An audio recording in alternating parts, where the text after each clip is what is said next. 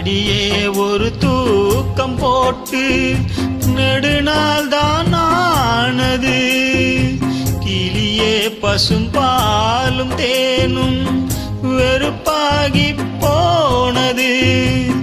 நிலவே பகல் நேரம் போலே நெருப்பாக காயுது. நான் தேடிடும்